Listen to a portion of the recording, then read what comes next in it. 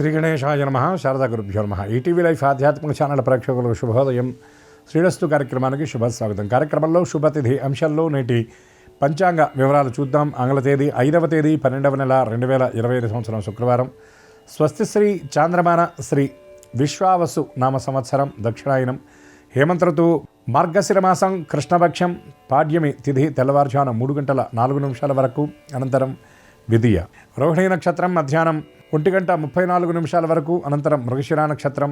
సిద్ధం యోగం ఉదయం 10:14 వరకు. అనంతరం సాధ్య యోగం. బాలవకరణం సాయంత్రం 4:13 వరకు. అనంతరం కౌలవకరణం. శేషవర్జ్యం సూర్యోదయానికి ముందు 6:06 ప్రారంభమై సూర్యోదయం అయిన తర్వాత 7:35 వరకు. పునః వర్జ్యం రాత్రి 6:47 నుండి 8:15 వరకు.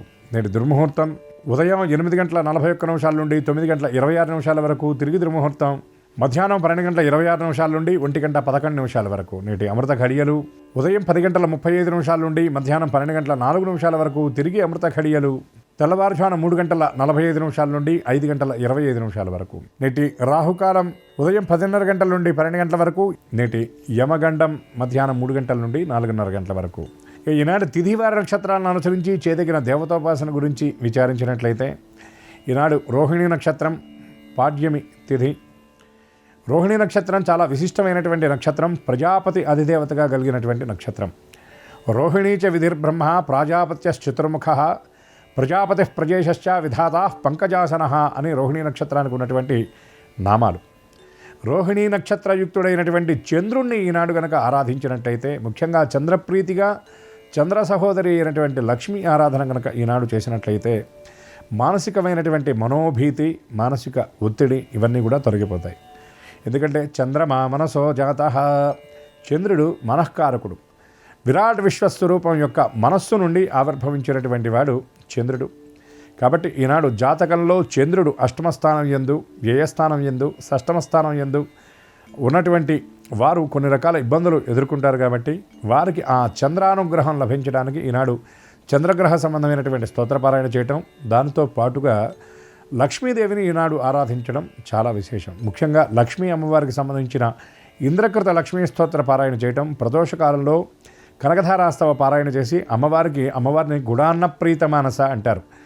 అంటే ఆ తీయని పదార్థం అమ్మవారికి చాలా ఇష్టం కనుక ఆ గుణాన్ని కనుక నివేదించినట్లయితే ఆర్థిక వ్యవహారాల్లో ఉన్నటువంటి చిక్కులు తప్పకుండా తొలగిపోతాయి. దీర్ఘకాలంగా మీరు ఎదురు చూస్తున్నటువంటి, మీరు డబ్బులు ఇచ్చి మీ చేతికి అందకుండా ఉన్నటువంటి రుణాలు ఏవైతే ఉన్నాయో అవన్నీ మీరు చక్కగా చేజిక్కించుకోగలుగుతారు. అదేవిధంగా ఈతి బాధలు, రుణ బాధలు ఎదుర్కొంటున్నటువంటి వారు వాటిని సుగమంగా అధిగమించగలుగుతారు. అటువంటి లక్ష్మీ కటాక్షం, చంద్రుడి యొక్క కటాక్షం అందరికీ పరిపూర్ణంగా లభించాలని మనసారా ఆశిస్తూ స్వస్తి.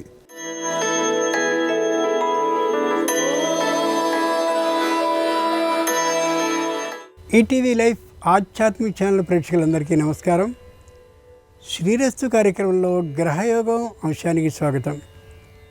ఈనాటి ఈ గ్రహయోగం అంశంలో మేషాది ద్వాదశ రాశుల వారికి కలిగే శుభ అశుభ ఫలితాల్ని, అవసరమైన సందర్భాల్లో ప్రత్యామ్నాయ మార్గాల్ని తెలుసుకుంటారు.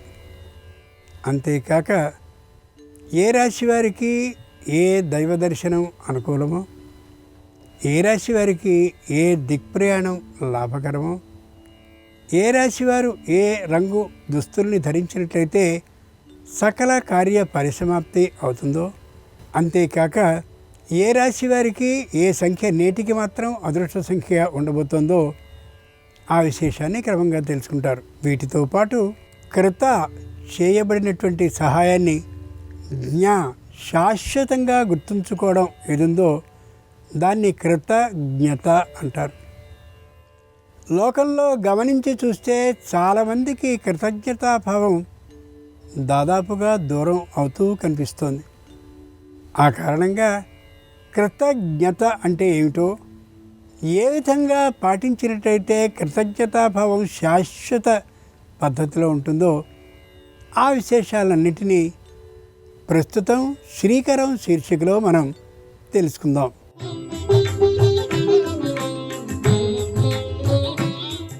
ఇతరులు చేసిన మేలును ఎప్పటికీ గుర్తుంచుకోవడమే కృతజ్ఞత అంటే. ప్రార్థించే పెదవుల కన్నా సాయం చేసిన చేతులే మిన్న. మానవ సేవయే మాధవ సేవ. పరులకు సాయపడడం ద్వారానే పరమాత్మకు సంతోషం కలుగుతుంది.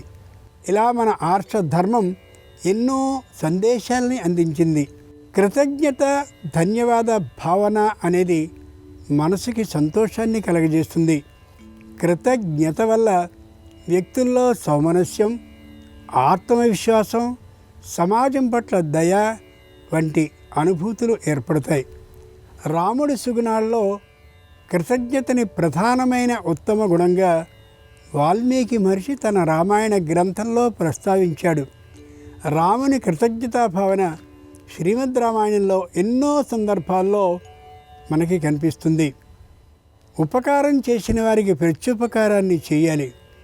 ఆ ఉపకారాన్ని పొందిన వెంటనే వారికి ధన్యవాదాలని తెలియజేసి విధేయతని చాటుకోవాలి. నీకు జన్మనిచ్చినందుకు భగవంతుడికి, తల్లిదండ్రులకి ఎప్పుడూ కృతజ్ఞత భావంతో ఉండాలి. ఆ కృతజ్ఞతా భావనతో సమాజం పట్ల బాధ్యతగా మసలుకోవాలని విదుర నీతి తెలియచేసింది. గుండెల్లో కృతజ్ఞతకు చోటుని ఇస్తే ప్రపంచం సానుకూలంగా కనిపిస్తుంది. సర్వ సమైక్యతా భావన పెంపొందుతుంది కూడా. ముందుగా నేటి పంచాంగం.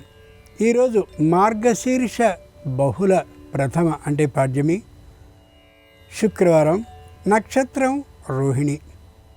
ఇక నేటి గ్రహస్థితిని పరిశీలించి చూస్తే కర్కాటకంలో గురుడు, సింహంలో కేతువు, వృశ్చికంలో బుధుడు, ధనుస్సులో రవి, శుక్ర, కుజులు, కుంభంలో రాహువు, మీనంలో శని, మేషంలో చంద్రుడు ఉన్నారు.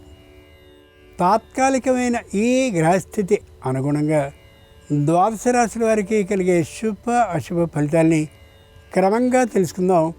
ముందుగా మేషరాశి.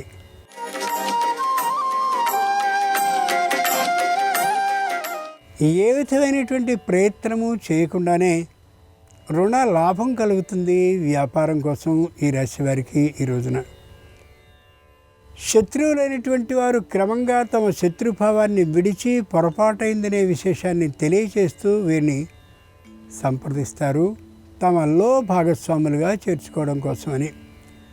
వృత్తిలో మంచి నైపుణ్యాన్ని ప్రదర్శించడమే కాకుండా మంచి కీర్తి ప్రతిష్ట లాభాన్ని పొందగలుగుతారు. కుటుంబంలో అందరూ కూడా సోమరితనాన్ని వీడి ఎవరి ఉద్యోగాన్ని, ఎవరి వృత్తిని వారు నైపుణ్య అభివృద్ధి కోసమని చేస్తూ ఉంటారు. మార్గశీర్షంలోని శుక్రవారం సందర్భంగా మేషరాశి వారు మహాలక్ష్మీదేవిని గంధ జలంతో అభిషేకించినట్లయితే వ్యాపారంలోని చిక్కులు తొలగే అవకాశం ఉంటుంది. తూర్పు దిక్ ప్రయాణం అనుకూలం. కలిసొచ్చే రంగు తెలుపు. అదృష్ట సంఖ్య 2.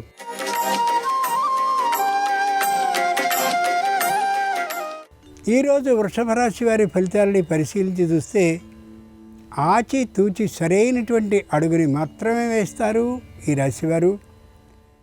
మానసికంగా దృఢంగా ఉంటారు. ఏ పనినైనా చేయగలము అనేటటువంటి గట్టి నిర్ణయంతో ఉండగలుగుతారు.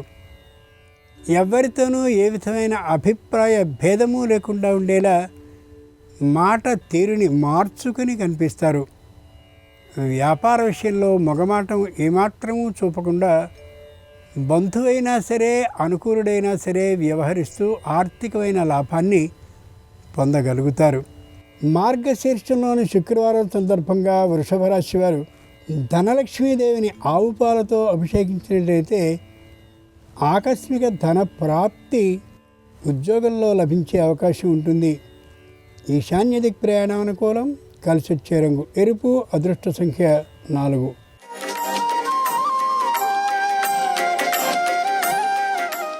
ఈరోజు మిథున రాశి వారి ఫలితాలని పరిశీలించి చూస్తే ఆర్థికమైనటువంటి లాభము, ఆర్థికమైన నష్టము సమానమైనటువంటి స్థాయిలో ఉండే కారణంగా ఎంత ఆదాయం వస్తుందో అంతకు తగిన ఖర్చు ఉంటూ చేతిలో నిలువ ఉండే ద్రవ్యం అంటూ ఉండకపోవచ్చు.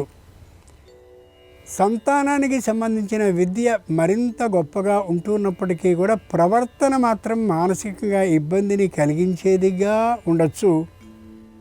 బుజ్జగించి వారిని సరైన త్రోవలోకి తెచ్చుకోవడం అవసరం. దాంపత్యంలో ఏ విధమైనటువంటి వ్యతిరేక భావము, మానసిక స్పర్ధాలైనటువంటి కారణంగా ఉత్సాహంగా ఉండగలుగుతారు. మార్గశీర్ష శుక్రవారం సందర్భంగా మిథున రాశి వారు వరలక్ష్మీదేవిని పంచవిధ పుష్పాలతో అర్చించినట్లయితే ఆకస్మిక శుభవార్తను వినే అవకాశం ఉంటుంది. వృత్తిలో దక్షిణ దిక్ ప్రయాణం అనుకూలం. కలిసి వచ్చే రంగు పసుపచ్చన. అదృష్ట సంఖ్య 9.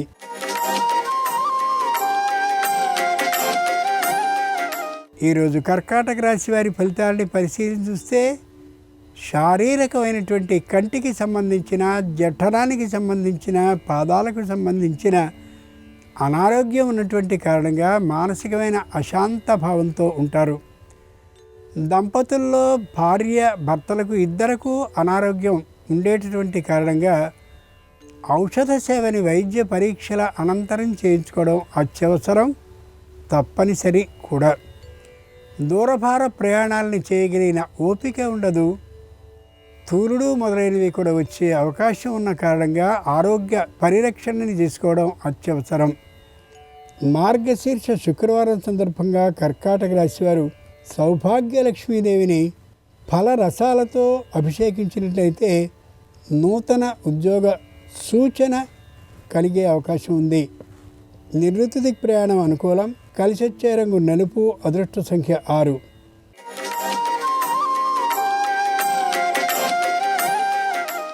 ఈరోజు సింహరాశి వారి ఫలితాలని పరిశీలించి చూస్తే పూర్తి ధనము ధనము ధనము అనే ఆలోచనే కుటుంబం నిండుగా వినిపిస్తూ ఉంటుంది, కనిపిస్తూ ఉంటుంది.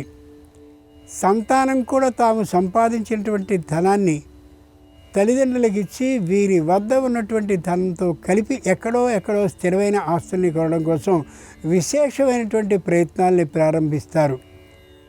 అంతకుముందు ఎప్పుడో వ్యాపారం చేసిన సందర్భంగా వచ్చిన చిన్నదైనటువంటి పొరపాటు పెద్దదిగా అయి న్యాయస్థానం దాకా వెళ్ళి ఉండొచ్చు. అక్కడ అపరిష్కృతంగా ఉన్నటువంటి ఆ తీర్పు ఏ విధంగా వస్తుందనే మానసికమైన ఆందోళన మాత్రం వీరికి ఉంటూ ఉంటుంది. మార్గశీర్ష శుక్రవారం సందర్భంగా సింహరాశి వారు వైభవలక్ష్మీదేవిని కుంకుమతో అర్చించినట్లయితే నూతన ఉద్యోగ ప్రాప్తి అవుతుంది. పశ్చిమ దిక్ ప్రయాణం అనుకూలం. కలిసొచ్చే రంగు నీలం. అదృష్ట సంఖ్య 7.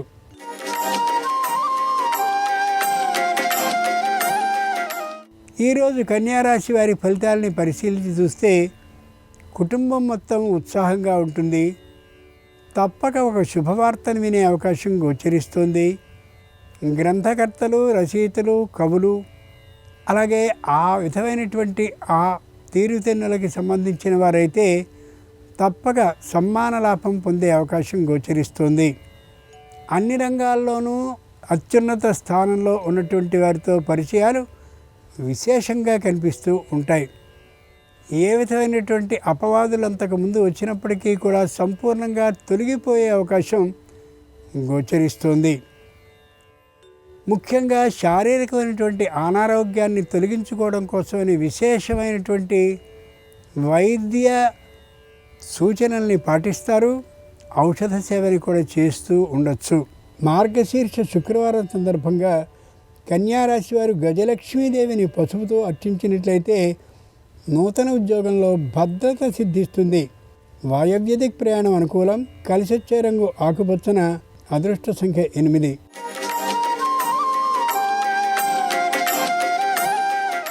ఈరోజు తులారాశి వారి ఫలితాలని పరిశీలించి చూస్తే మానసికమైనటువంటి అశాంతత ఉన్నప్పటికీ కూడా ధైర్యంగా ఉండగలుగుతారు. కుటుంబంలో వివాహాది శుభకార్యాలు కావలసి ఉన్నప్పటికీ కూడా ఆలస్యం అవుతూ ఉండేటటువంటి కారణంగా మానసికమైనటువంటి అశాంత భావం గోచరిస్తూ ఉంటుంది. ఏ విధమైనటువంటి ఆర్థిక శ్రమకి గురి కాకుండా ఉండడం కోసమని సంపాదన మీదనే దృష్టి సారిస్తూ ఉంటారు. ఈ సంపాదన దృష్టి మరింతగా అవుతూ ఉన్న కారణంగా శారీరక అనారోగ్యం మరింతగా పెరుగుతూ ఉండే అవకాశం ఉండొచ్చు. చేస్తున్నటువంటి ఉద్యోగంలో చక్కనైనటువంటి మనశ్శాంతి ఉన్నప్పటికీ కూడా రాకపోకలు, ఉద్యోగ స్థలం వేరైనటువంటి కారణంగా శారీరక శ్రమ తప్పనిసరి కావచ్చు.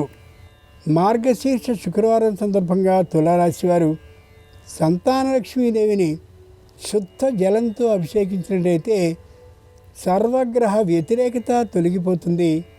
నూతన గ్రహ లాభం ద్వారా ఆర్థిక లాభం సిద్ధిస్తుంది. ఉత్తర దిక్ ప్రయాణం అనుకూలం. కలిసొచ్చే రంగు పసుపచ్చన. అదృష్ట సంఖ్య 5.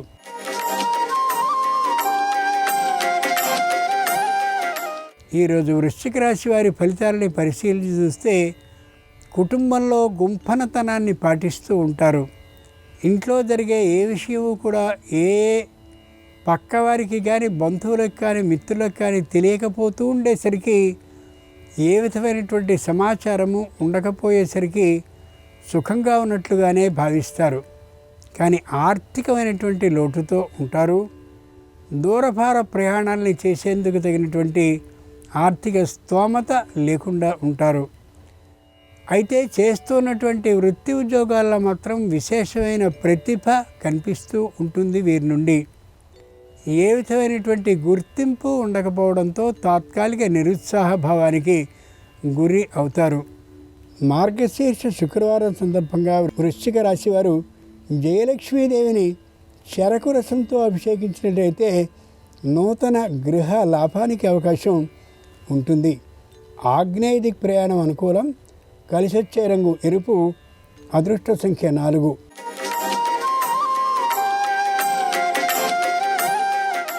ఈరోజు ధనురాశి వారి ఫలితాలని పరిశీలించి చూస్తే వీరి నుండి ఆర్థికమైనటువంటి లాభాన్ని విశేషంగా పొందే అవకాశం ఉంటుంది. కుటుంబ సభ్యులందరికీ కూడా నమ్మకం మీద ఎక్కువ సొమ్ముని ఇచ్చేటటువంటి విధానం ఉండొచ్చు. శారీరకమైనటువంటి అనారోగ్యం అయితే ఉండకపోవచ్చు, కానీ మానసికంగా దృఢంగా ఉండేటటువంటి స్థితి మాత్రం ఉండకపోవచ్చు. చేస్తున్నటువంటి ఉద్యోగం కోసం దూర ప్రయాణాన్ని చేయడం కారణంగా శారీరక శ్రమకి విశేషంగా గురి అయ్యే అవకాశం ఉంది. ముఖ్యంగా వివాహాది శుభకార్యాలు వెంటనే జరగవలసి ఉన్నా అవి సాగదీతకి గురవుతూ మరికొంత దూరం జరిగే అవకాశం, తద్వారా అప్రతిష్ట పాలయ్యే అవకాశం కూడా ఈ రాశి వారికి ఉండొచ్చు. మార్గశీర్ష శుక్రవారం సందర్భంగా ధనురాశి వారు శ్రీలక్ష్మీదేవిని పంచామృతాలతో అభిషేకించినట్లయితే నూతన భూ లాభ అవకాశం ఉంటుంది. ఉత్తర దిక్ ప్రయాణం అనుకూలం. కలిసొచ్చే రంగు తెలుపు. అదృష్ట సంఖ్య 3.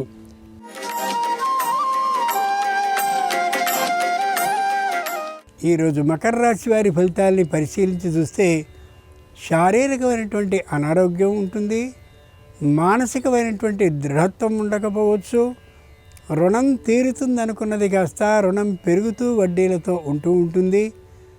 ఆర్థికమైనటువంటి ఆ రుణం తీరిపోవడం కోసమని స్థిరమైనటువంటి ఒక స్థలాన్నో ఇంటినో అమ్మివేయాలనే ఆలోచనకు వస్తారు. అది ఏమాత్రము సరైనటువంటి నిర్ణయము కాకపోవచ్చు. ఎక్కడైనా సరే బంగారాన్ని కుదువ పెట్టి సొమ్ము తెచ్చుకోవాలని అనుకున్నప్పటికీ కూడా వీరి పరిస్థితిని గమనించి ఇచ్చేవారు ఉండకపోవచ్చు కూడా. మానసికమైనటువంటి సంఘర్షణ స్థితిలో ఉంటారు. సకాల నిద్ర భోజనాలు ఉండకపోవచ్చు తాత్కాలికంగా. మార్గశీర్ష శుక్రవారం సందర్భంగా మకర రాశి వారు విద్యాలక్ష్మి అంటే సరస్వతీదేవిని పరిమళ జలాలతో అభిషేకించినట్లయితే ఆరోగ్య లాభం కలుగుతుంది. తద్వారా ఆర్థిక సిద్ధి కూడా కలిగే అవకాశం ఉంటుంది. తూర్పు దిక్ ప్రయాణం అనుకూలం. కలిసొచ్చే రంగు నలుపు. అదృష్ట సంఖ్య 8.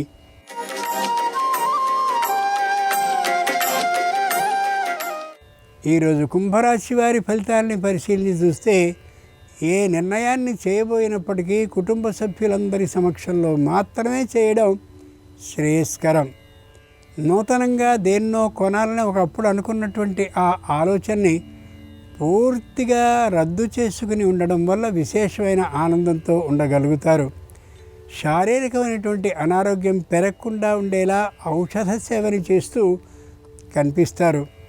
కుటుంబం అంతా ఏకవాక్యతని పాటిస్తూ కొంతకాలంలో ఒకే చోటికి చేరబోతూ ఉన్న కారణంగా మానసికమైనటువంటి ధైర్యంతో ఉండగలుగుతారు. అప్పచెల్లెళ్ళు అన్నదమ్ములు కూడా ఐకమత్య భావనతో ఉండేటటువంటి కారణంగాను ఆర్థికమైనటువంటి లోటుకి తగినటువంటి పరిష్కారాన్ని ఆర్థికంగా వారు సమకూర్చేటటువంటి కారణంగాను ధైర్యంగా ఉండగలుగుతారు. మార్గశీర్ష శుక్రవారం సందర్భంగా కుంభరాశి వారు ధాన్యలక్ష్మీదేవిని తేనెతో అభిషేకించినట్లయితే సకల సమస్యలు పరిష్కరింపబడి మానసిక ప్రశాంతత సిద్ధిస్తుంది. ఉత్తర దిక్ ప్రయాణం అనుకూలం. కలిసొచ్చే రంగు నలుపు. అదృష్ట సంఖ్య 8.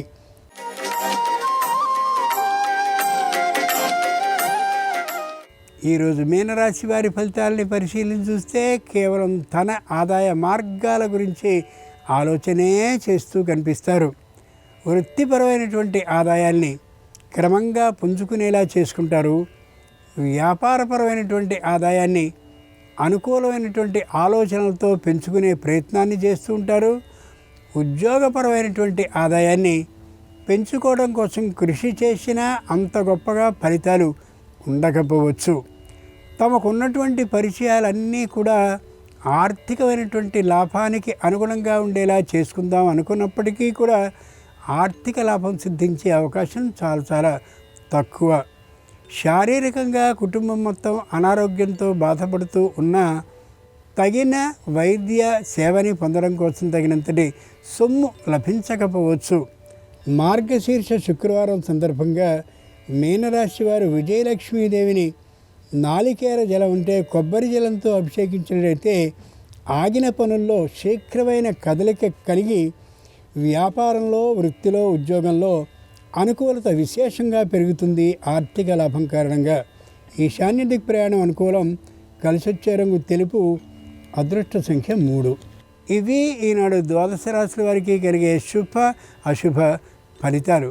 ఈరోజు మార్గశీర్ష మాసంలోని శుక్రవారం అనేటువంటి సందర్భంగా శ్రీ మహాలక్ష్మి అనుగ్రహం సర్వరాశుల వారికి సంపూర్ణంగా కలగాలని ఆ మహాలక్ష్మీదేవిని ప్రార్థిస్తూ స్వస్తి.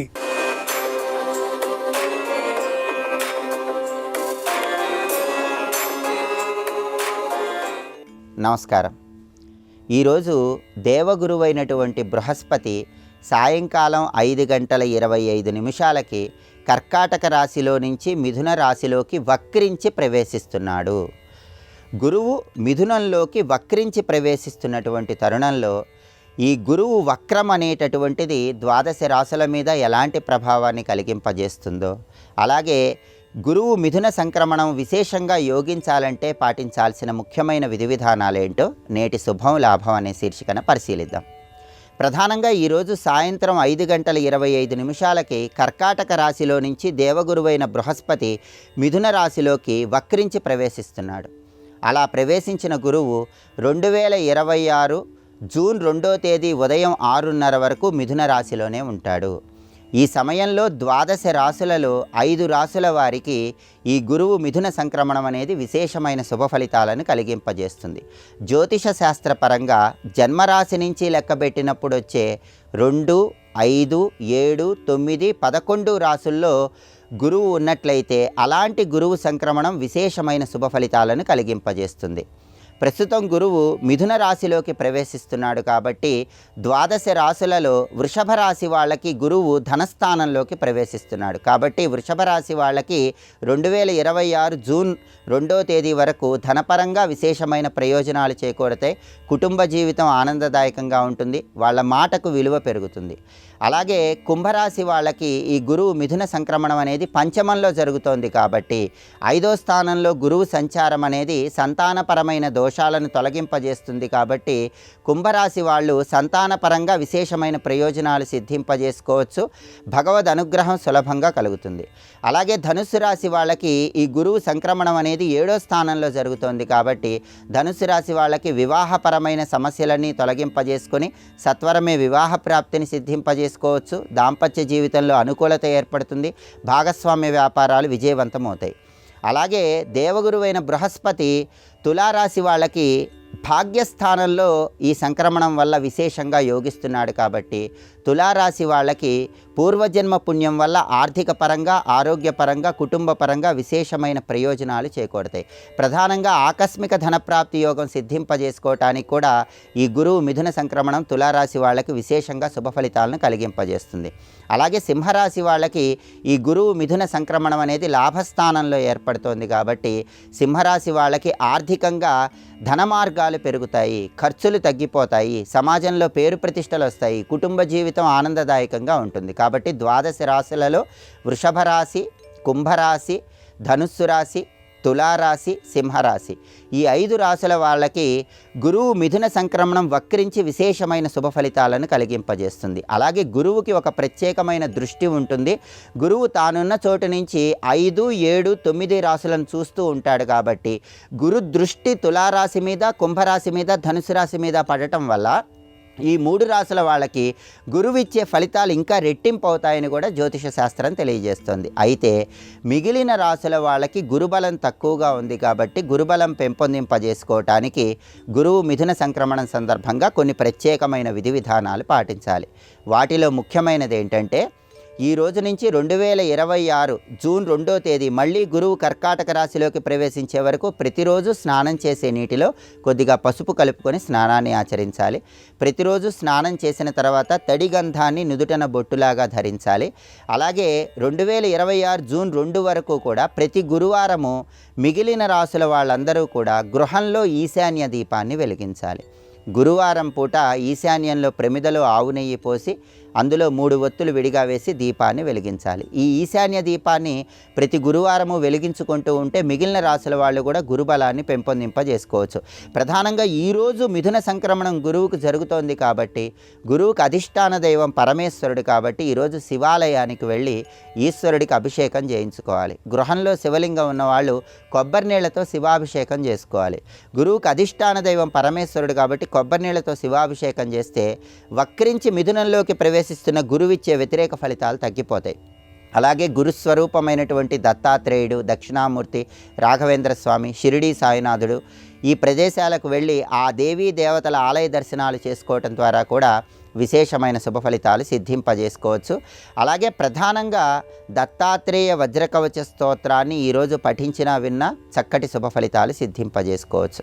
దేవగురువైన బృహస్పతి కర్కాటక రాశిలో నుంచి మిథున రాశిలోకి వక్రించి ప్రవేశిస్తున్నాడు కాబట్టి వక్రించిన గ్రహం ఇచ్చే ఫలితాలు ఎక్కువగా ఉంటాయి. కాబట్టి ద్వాదశ రాశులలో వృషభ రాశి, కుంభరాశి, ధనుస్సు రాశి, తులారాశి, సింహరాశి తప్ప మిగిలిన 7 రాశుల వాళ్ళు కూడా ఈ గురువు మిథున సంక్రమణం వల్ల వచ్చే వ్యతిరేక ఫలితాలు అధిగమించటానికి, సమస్త శుభాలు చేకూరటానికి ఈ ప్రత్యేకమైన విధి విధానాలు పాటించినట్లయితే గురుబలాన్ని పెంపొందింపజేసుకోవచ్చు. ఆర్థిక పరంగా, ఆరోగ్యపరంగా, కుటుంబ పరంగా విశేషమైన శుభ ఫలితాలు అందిపుచ్చుకోవచ్చు. అలాగే రేపు ఖగోళంలో నవగ్రహాలలో బుధుడు వృశ్చిక రాశిలోకి ప్రవేశిస్తున్నాడు. ఈ సందర్భంగా బుధుడి వృశ్చిక సంక్రమణం విశేషంగా యోగించాలంటే ఎలాంటి ప్రత్యేకమైన విధి విధానాలు పాటించాలో, అలాగే శనివారం సందర్భంగా శని దోషాలన్నీ తొలగింపజేసుకోవటానికి పాటించాల్సిన ముఖ్యమైన విధి విధానాలు ఏంటో రేపటి శుభం లాభం అనే శీర్షికన పరిశీలిద్దాం. నమస్కారం. ఈ కార్యక్రమాన్ని తిరిగి చూడాలనుకుంటే www.youtube.com/ETV Life Spiritual లో చూడవచ్చు.